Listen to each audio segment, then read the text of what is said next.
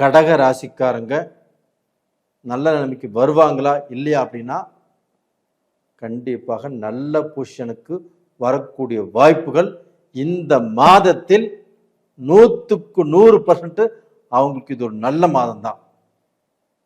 எப்படின்னா இவங்களுடைய ராசிக்கு 12ஆம் இடம், 12ஆம் இடத்துல குரு இருக்கிறார்.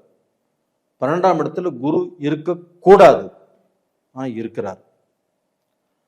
அது போக இந்த ஜூன் மாதம் 6ஆம் தேதி இவங்களுடைய ராசிக்கு 12ஆம் இடத்துல அந்த 12ஆம் இடத்து அதிபதியான புதன் பகவான் ஜூன் மாதம் 6ஆம் தேதி வர்றாங்க. அப்போ அந்த 6ஆம் தேதி அந்த ஜூன் மாதம் 6ஆம் தேதி 12ஆம் இடத்து அதிபதி 12ஆம் இடத்துக்கு வரும்போது அந்த இடம் ஆட்சி ஆகிறது. ஒரு ராசிக்கு 12ஆம் இடம் ஆட்சி பெற்றால்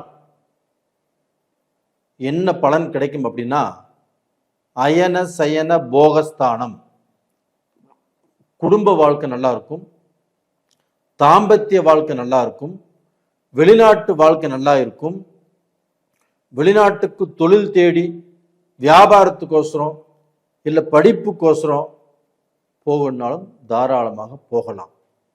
அப்போ அந்த 12ஆம் இடம் வலுப்பெறுகிறது. அந்த 12ஆம் இடம் வலுப்பெறுவதனால கடகராசிக்காரங்களுக்கு தன் குடும்ப வாழ்க்கை நல்லா இருக்கும். குடும்பத்தில் பல நாள் அவங்க இழந்த அந்த சந்தோஷம் இப்பொழுது கிடைக்க போகிறது. தாம்பத்திய வாழ்க்கை நல்லா இருக்கும். அதுபோக கடகராசியில பிறந்தவங்க அவங்க ஆணாக இருந்தாலும் சரி பெண்ணாக இருந்தாலும் சரி இந்த டயத்தில் கண்டிப்பாக ஃபாரின் போவாங்க. அதே சமயத்தில் ஃபாரின்ல இருக்கிறவங்களும் இப்போ சிங்கப்பூரோ மலேசியாவோ இல்லை ஆஸ்திரேலியாவோ கனடாவோ யுஎஸ்ஓ சுவிட்சர்லாந்தோ ஜப்பானோ வேறு இது மாதிரி எத்தனையோ கண்ட்ரியில் நிறைய பேர் வாழ்ந்துட்டு இருக்கிறாங்க.